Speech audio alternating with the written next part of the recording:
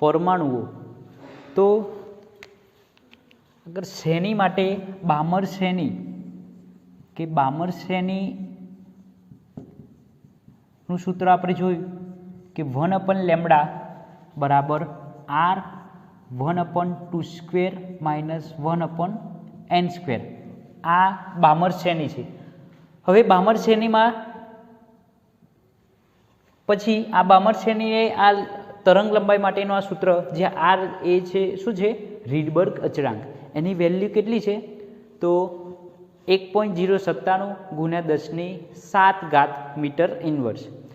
હવે આ બામર શ્રેણી બનાવી બામર નામના વૈજ્ઞાનિકે।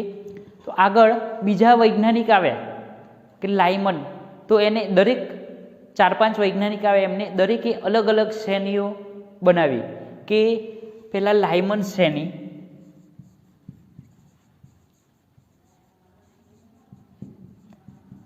કે લાયમન શ્રેણી તો એ 1/2 ની જગ્યાએ 1² માઇનસ 1/n², જ્યાં n બરાબર 1 છે તો 2, 3 એમ ચાલુ થાય, અને જ્યાં n બરાબર 2 છે તો 3, 4, 5 એમ ચાલુ થાય।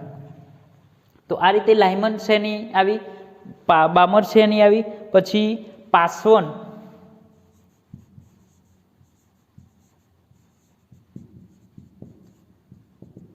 તો 1/λ બરાબર r 1/1² 2² તો 3² માઇનસ 1/n², જ્યાં n બરાબર 4, 5, 6 એમ।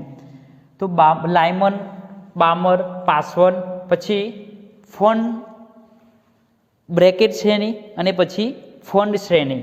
તો બ્રેકેટ શ્રેણી પછી ફોન્ડ શ્રેણી। તો બ્રેકેટ શ્રેણીમાં 1/4² માઇનસ 1/n², જ્યાં n બરાબર 5, 6, અને ફોન્ડ શ્રેણી તો 1/λ બરાબર r 1/5² માઇનસ 1/n², 6, 7। તો આ રીતે અલગ અલગ વૈજ્ઞાનિકોએ અલગ અલગ શ્રેણીઓ, તરંગ લંબાઈ માટેની અલગ અલગ શ્રેણીઓ રજૂ કરી।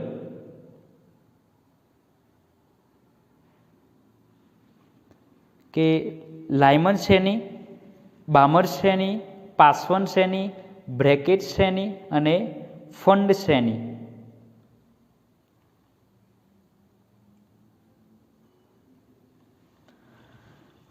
હવે આમાં ટૂંકામાં ટૂંકી એવી કોઈ પણ આ શ્રેણીઓ છે, તો એમાં એવું કે કોઈ પણ શ્રેણીની ટૂંકામાં ટૂંકી તરંગ લંબાઈ શોધો।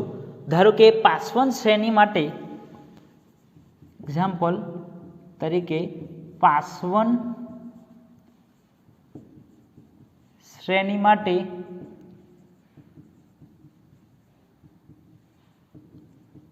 ટૂંકામાં ટૂંકી તરંગ લંબાઈ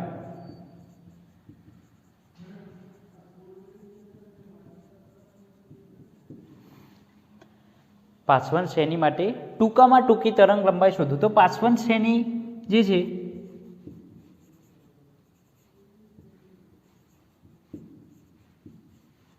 કે 1/λ બરાબર r 1/, હવે પાસવન શ્રેણી શું છે કે 1/3² માઇનસ 1/n²। હવે ટૂંકામાં ટૂંકી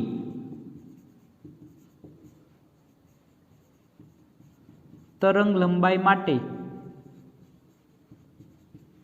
n જે છે એ શું થાય ઇન્ફિનિટિવ, n શું છે ઇન્ફિનિટિવ થશે,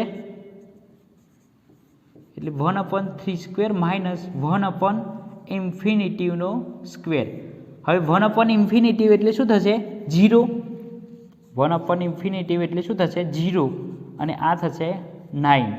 તો લેમ્ડા બરાબર 9/r, તો 9/1.097 × 7 घात।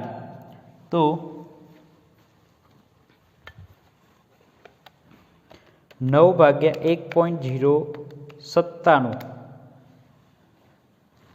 तो 8.204 गुण्या 10⁻7 मीटर।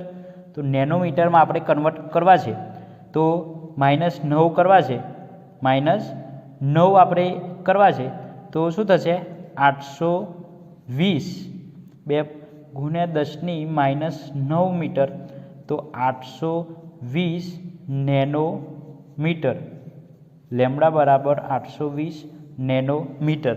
તો આ રીતે આપણે કોઈ પણ શ્રેણી માટે ટૂંકામાં ટૂંકી તરંગ લંબાઈ શોધી શકીએ છીએ। ટૂંકામાં ટૂંકી તરંગ લંબાઈ જો શોધવી છે તો કોઈ પણ શ્રેણી માટે ટૂંકામાં ટૂંકી તરંગ લંબાઈ શોધવી હોય તો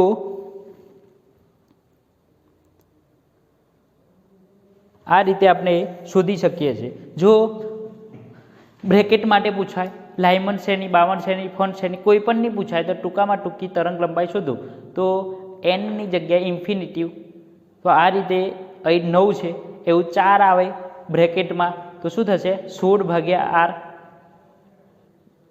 ફંડ માટે તો 25/r। લાયમન શ્રેણી માટે તો લાયમન શ્રેણી માટે શું થશે 1/r અને બામન શ્રેણી માટે 4/r।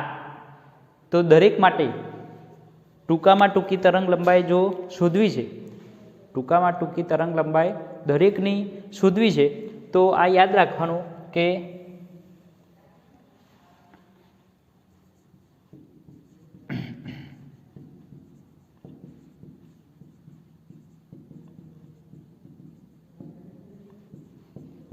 તો બામર શ્રેણી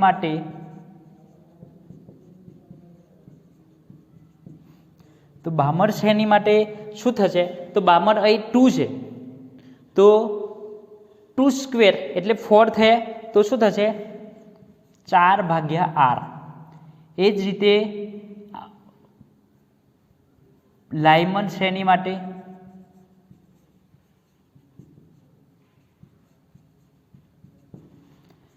તો લેમ્બડા બરાબર શું થશે 1/r।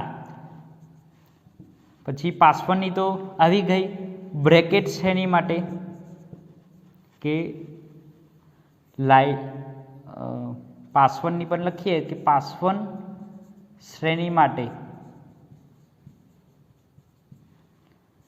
લેમ્બડા તો શું થશે પાસવન શ્રેણી માટે 9/r। બ્રેકેટ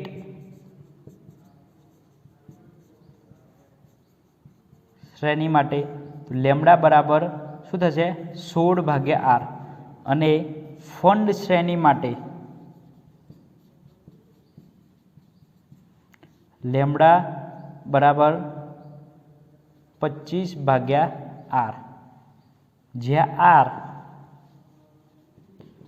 r બરાબર 1.097 ગુણ્યા 10⁻7 ઘાત મીટર ઇન્વર્સ। તો કોઈપણ શ્રેણી માટે કોઈપણ શ્રેણીની ટૂંકામાં ટૂંકી તરંગ લંબાઈ પૂછાય, કોઈપણ શ્રેણી માટે ટૂંકામાં ટૂંકી તરંગ લંબાઈ શોધો એવું કે તો લાયમન શ્રેણી માટે લેમ્બડા બરાબર 1/r, બામર શ્રેણી માટે લેમ્બડા બરાબર 4/r, પાસવન શ્રેણી માટે લેમ્બડા બરાબર 9/r, ફંડ શ્રેણી માટે 16/r અને ફંડ શ્રેણી બ્રેકેટ શ્રેણી માટે 16/r અને ફંડ શ્રેણી માટે 25/r। તો આ રીતે બધી શ્રેણીઓની ટૂંકામાં ટૂંકી તરંગ લંબાઈ શોધવાની હોય તો આ રીતે ટૂંકામાં ટૂંકી તરંગ લંબાઈ આપણે શોધી શકીએ છીએ। જે રીતે આ પાસવન શ્રેણીની શોધી છે તો આ MCQ માટે પૂછાયેલો પ્રશ્ન છે। તો ફરી એકવાર જોઈ લઈએ કે બામર શ્રેણીનું આપણે સૂત્ર જોયું હતું કે 1/λ બરાબર r 1/2² - 1/n²। એ જ રીતે અલગ અલગ વૈજ્ઞાનિકોએ અલગ અલગ શ્રેણીઓ બહાર પાડી, અલગ અલગ વૈજ્ઞાનિકોએ અલગ અલગ શ્રેણીઓ બહાર પાડી। હવે આ જે છે શ્રેણીઓ, આ જે છે એ શ્રેણીઓ, તો બામર શ્રેણી જે છે કે 1/λ બરાબર r 1/2² માઇનસ 1/n². હવે 1/λ તો f બરાબર શું થાય c/λ.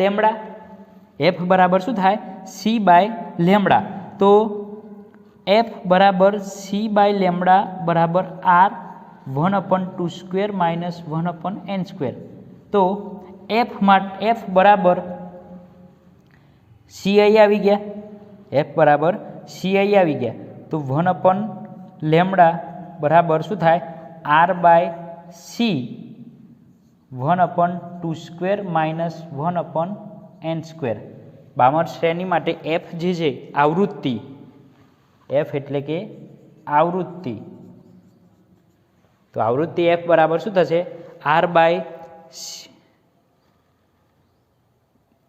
f બરાબર c/λ. તો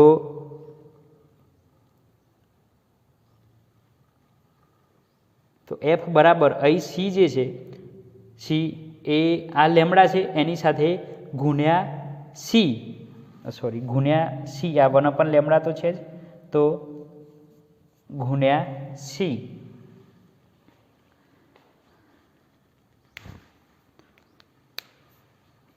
તો f બરાબર c/λ છે. તો આ લેમડા છે 1/λ બરાબર જ છે અને ગુણ્યા c કરી દઈએ તો આ થઈ ગયું.